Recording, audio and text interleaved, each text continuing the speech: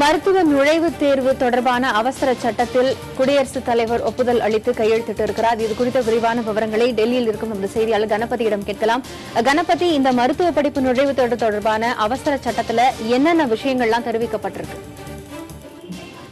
முக்கியமாக மாநில அரசுகளின் கோரிக்கைப்படி மாநில அரசுகள் நடத்தும் மருத்துவக் கல்லூரிகளுக்கு மட்டும் பொது நுழைவுத் தேர்விலிருந்து விலக்கு அளிக்கப்பட்டிருக்கிறது. ஆகவே சம்பந்தப்பட்ட மாநிலங்கள் காமன் என்ட்ரன்ஸ் டெஸ்ட் என்று சொல்லப்படும் சிஇடி மூலமாகவோ அல்லது 12வது வகுப்பு மதிப்பெண்கள் மற்றும் கலந்துரையாடல் அடிப்படையிலே அவர்கள் மாணவர்களை மருத்துவக் கல்லூரியிலே சேர்ப்பதற்கான முடிவுகளை எடுக்கலாம். ஆகவே மத்திய அரசை பொறுத்தவரை மத்திய அரசு தொடர்ந்து நீட் என்று சொல்லப்படும் பொது மருத்துவ தேர்வுக்கு ஆதரவாகத்தான் இருக்கிறது. ஆகவே மத்திய அரசு கல்லூரிகளிலே நீட் தேர்வு மூலமாகவே மாணவர்கள் சேர்க்கை நடைபெறும். அதே போலவே தனியார் மருத்துவக் கல்லூரிகளிலும் நீட் மூலமாகவே மாணவர் சேர்க்கை நடைபெறும். விலக்கு மாநிலங்களுக்கு மட்டுமே, அதுவும் மாநிலங்கள் கட்டாயமாக நீட் அல்லாமல் வேறு வழியில்தான் மாணவர்களை சேர்க்க வேண்டும் என்பதில்லை. அவர்களும் விருப்பப்பட்ட நீட் மூலமாகவே மாணவர்களை சேர்க்க வேண்டும் என்று விரும்பினார் அப்படியே செய்யலாம். அப்படி அல்லாமல் 12வது வகுப்பு மதிப்பெண்கள் அடிப்படையிலோ அல்லது சிஇடி என்று சொல்லப்படும் அவர்களுடைய தனி மருத்துவக் கல்லூரிக்கான நுழைவுத் தேர்வு மூலமாகவோ அவர்கள் மாணவர்களை தேர்ந்தெடுக்க விரும்பினால் அப்படியே செய்து கொள்ளலாம். இதற்கு மட்டுமே குடியரசுத் தலைவர் ஒப்புதல் அளித்திருக்கிறார். நேற்று மத்திய மருத்துவத்துறை அமைச்சரான ஜே.பி. நட்டா குடியரசுத் தலைவரை சந்தித்து அவருடைய கேள்விகளுக்கெல்லாம் விளக்கம் அளித்திருந்தால் அவருடைய சந்தேகங்களை எல்லாம் தெளிவுபடுத்தியிருந்தார். அதைத் தொடர்ந்து தற்போது குடியரசுத் தலைவர் இந்த அவசர சட்டத்துக்கு ஒப்புதல் அளித்திருக்கிறார். கணபதி, நீண்ட நாட்களாகவே இது பொது நுழைவுத் தேர்வு இருக்குமா இருக்காதா என்கின்ற கேள்வி உலவிக் கொண்டிருக்கிற இந்த சூழலில் இதற்கான தீர்வு கிடைச்சிருக்கு. இப்ப முதல் கட்ட தேர்வு எழுதிய மாணாக்கர்கள் எழுதியிருக்காங்களே, அது ரத்து செய்யப்படுமா? நிச்சயமாக ரத்து செய்யப்படாது. முதல் கட்ட தேர்வு எழுதிய மாணவர்கள் தேவைப்பட்டால் அவர்கள் 2வது கட்ட தேர்விலும் பங்கு பெறலாம். அப்படி பங்கு பெற்றால் முதல் கட்ட தேர்வில் உள்ள மதிப்பெண்கள் கணக்கில் எடுத்துக் கொள்ளப்படாது. 2வது கட்ட தேர்வில் உள்ள மதிப்பெண்கள் மட்டுமே கணக்கில் எடுத்துக் கொள்ளப்படும். இது ஏற்கனவே உச்சநீதிமன்றத்தின் தீர்ப்பு மற்றும் மாநில அரசுகள் மத்திய அரசுகள் ஆலோசனையின் அடிப்படையிலே எடுக்கப்பட்ட முடிவாக இருக்கிறது. அதையும் தாண்டி தற்போது மாநில அரசுகள் மதிப்பெண்கள் அடிப்படையிலே, அதாவது 12வது வகுப்பு மதிப்பெண்கள் அடிப்படையிலோ அல்லது தனியாக தாங்கள் ஒரு தேர்வை நடத்தியோ அதன் மூலமாக மாணவர்களை சேர்க்க விரும்பினால் நிச்சயமாக சேர்ப்பதற்கான வாய்ப்பு ஏற்பட்டிருக்கிறது. கணபதி, இப்போ இந்த அவசர சட்டத்துல தமிழகம் உட்பட சில மாநிலங்களுக்கு ஏதாவது குறிப்பிட்டு சொல்லப்பட்டிருக்கிறதா? இப்ப தமிழகத்துல அடுத்த கட்டமாக எதன் அடிப்படையில இந்த தேர்வுகள் அதாவது இந்த +2 படித்த மாணவர்கள் எதன் அடிப்படையில தேர்வார்கள்? மருத்துவ நுழைவுத் தேர்வு இல்லாமல் அவங்க சேரணும் அப்படிங்கிற பட்சத்துல அது எந்த மாதிரியான இருக்கும்? தமிழக அரசு ஆரம்பத்திலிருந்தே நீட் பொது மருத்துவ நுழைவுத் தேர்வை எதிர்த்து வருகிறது. அகில இந்திய அளவிலே இது போன்ற மருத்துவ நுழைவுத் தேர்வு மூலமாக மாணவர்களை சேர்க்க வேண்டும் என்று தமிழகத்தை கட்டாயப்படுத்தக்கூடாது.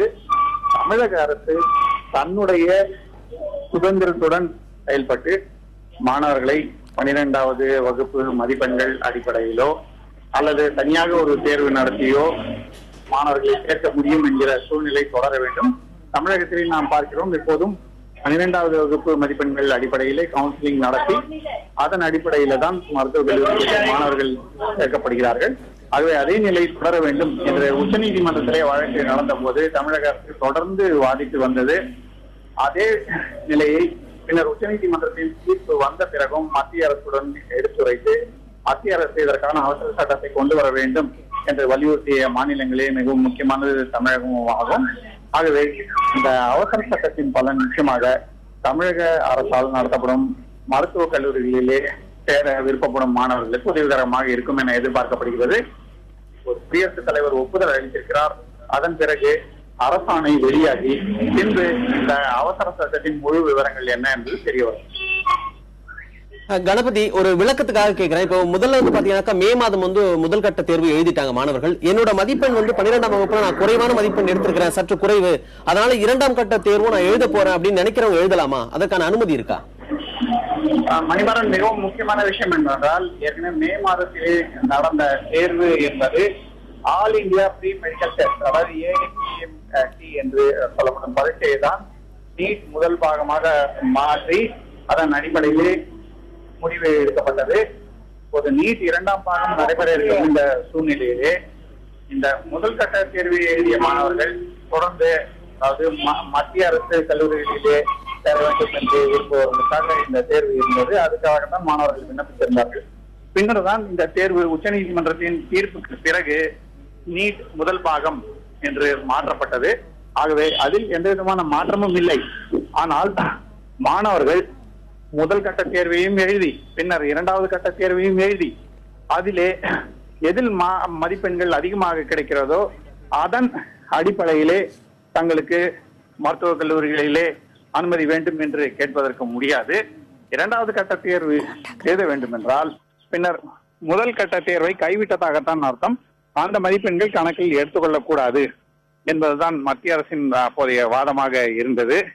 இருந்த போதிலும் தற்போது சூழ்நிலை மாறி இருக்கிற காரணத்தால் இது பற்றிய விளக்கங்கள் எல்லாம் ஒவ்வொரு மாநில அரசும் தவிர மத்திய அரசும் அளிக்க வேண்டும்.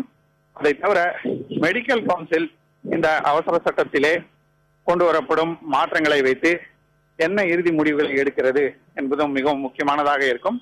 ஆகவே மாணவர்களை பொறுத்தவரை இந்த அவசர சட்டத்தின் முழு விவரங்கள் வெளிவர வேண்டும். வெளிவந்த பிறகே அவர்களுடைய நிலை என்ன என்பது அவர்களுக்கு தெளிவாகும். ஏனென்றால் மத்திய அமைச்சரான JP நட்டா மீண்டும் மீண்டும் சொல்லியதை நீங்கள் கேட்டிருக்கலாம். ஏற்கனவே ஊடகங்களில் வருவது போல நாங்கள் பெரிய மாற்றங்களை எல்லாம் செய்யவில்லை, உச்சநீதிமன்றத்தின் தீர்ப்பை தலைகீழாக மாற்றவில்லை என்றெல்லாம் சொல்லி வந்திருந்தார். அதற்கு காரணம் என்னவென்றால் குடியரசுத் தலைவர் இந்த அவசர சட்டத்துக்கு ஒப்புதல் அளிக்கும் வரை பெரும் மாறுதல்களை செய்வோம் என்று எதிர்பார்ப்பு ஏற்பட்டு வரும் நேரத்திலே அது போல எல்லாம் இல்லை என்பது தெளிவாக வேண்டும். உச்சநீதிமன்றத்தின் தீர்ப்பை மத்திய அரசு எதிர்க்கவில்லை. ஆனால் மாநில அரசுகளின் கோரிக்கைக்கு இடம் விட்டு அதற்கான மாற்றங்களை செய்ய வேண்டும் என்பது மட்டுமே விரும்புகிறது. ஆகவே இதைத்தான் மீண்டும் மீண்டும் நட்டா தெளிவுபடுத்திக் கொண்டிருந்தார். ஏனென்றால் இந்த வழக்கு உச்சநீதிமன்றத்திலே விசாரணை செய்யப்பட்டு பின்னர் பல்வேறு உச்சநீதிமன்ற தீர்ப்புகள் உத்தரவுகளின் அடிப்படையிலே தான் நீட் பொது மருத்துவ தேர்வு நடத்த வேண்டும் என்று முடிவு செய்யப்பட்டது. ஆகவே கணபதி இப்போ தனியார் கல்லூரிகள்ல அரசு ஒதுக்கீடு இடங்கள் இருக்கும், அந்த இடங்கள் எந்த அடிப்படையில நிரப்பப்படும், அதற்கான நடைமுறைகள் என்னென்ன? அதற்கான தேர்வு தான் ஏற்கனவே நடத்தப்பட்டு விட்டது. AIPMT என்று சொல்லப்படும் All India Pre Medical Test. ஆகவே அதன் அடிப்படையிலே நடைபெறும். இதை தவிர நீட் இரண்டாம் கட்ட தேர்விலும் பல்வேறு மாநிலங்களை சேர்ந்த மாணவர்கள் நிச்சயமாக பங்கு பெற வேண்டிய கட்டாயம் இருக்கிறது. ஏனென்றால் டெல்லி, ஹரியானா, மத்திய பிரதேசம் போன்ற மாநிலங்கள் நாங்கள் நீட் மூலமாகவே மாணவர்களை தேர்வு செய்ய விரும்புகிறோம் என்று தெளிவுபடுத்திவிட்டன. ஆகவே அவசர சட்டம் மூலமாக விலக்கு கிடைத்தால் கூட அவர்கள் அந்த விலக்கை பயன்படுத்திக் கொள்ளப் போவதில்லை. டெல்லி முதலமைச்சரான அரவிந்த் கெஜ்ரிவால் பிரதமர் நரேந்திர மோடிக்கு கடிதம் எழுதி அவசர சட்டத்தை கொண்டு வரக்கூடாது, நீட் பொது நுழைவுத் தேர்வு மூலமாகத்தான் மருத்துவக் கல்லூரிகளுக்கு மாணவர்களை சேர்க்க வேண்டும் என்பதில் எந்த விதமான மாற்றத்தையும் கொண்டு வரக்கூடாது என்று வலியுறுத்தியிருந்தார். பின்னர் குடியரசுத் தலைவரிடமும் அவசர சட்டத்துக்கு ஒப்புதல் கொடுக்க வேண்டாம் என்று கேட்டுக்கொண்டிருந்தார். ஆகவே மாணவர்களை பொறுத்தவரை மத்திய அரசு கல்லூரிகளுக்கு பொது நுழைவுத் தேர்வு மூலமாகத்தான் இந்த முறை அட்மிஷன் நடைபெறும். அதே போலவே மாநில அரசு கல்லூரிகளாக இருந்தால் அதிலே அந்தந்த சம்பந்தப்பட்ட மாநிலம் என்ன முடிவு எடுக்கிறதோ அதன் அடிப்படையிலேயே இறுதி மாணவர்கள் என்ன நடவடிக்கை எடுக்க வேண்டும் என்பது தெளிவாகும். கணபதி, தமிழகம், மகாராஷ்டிரா இல்லாம வேற எந்தெந்த மாநிலங்களுக்கு இந்த விலக்கு அளிக்கப்பட்டிருக்கு? அதே மாதிரி இரண்டாம் கட்ட நுழைவுத் தேர்வு ஜூலை 24 நடக்கும் அப்படின்னு ஏற்கனவே அறிவிச்சிருந்தாங்க. அது திட்டமிட்டபடி அந்த நாள்ல நடக்குமா? நிச்சயமாக அது திட்டமிட்டபடி நடக்கும் என்பது இப்போது இருக்கும் நிலை.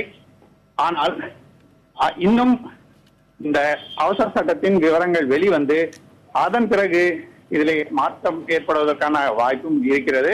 தொடர்ந்து செய்தியாளர் கணபதியிடம் பேசலாம். கணபதி, இப்போ அரசியல் விமர்சகர் சுமன் ஸ்ரீராமன் சொல்லும் போது கூட இந்த ஒரு அவசர சட்டத்திற்கான தற்போதைய விஷயம் அப்படிங்கிறது உச்சநீதிமன்றத்தினுடைய தீர்ப்பை பொறுத்துதான் இருக்கும், இந்த ஆர்டினன்ஸை வச்சு முடிவு பண்ண முடியாது அப்படிங்கறத தெரிவிச்சிருக்காரு.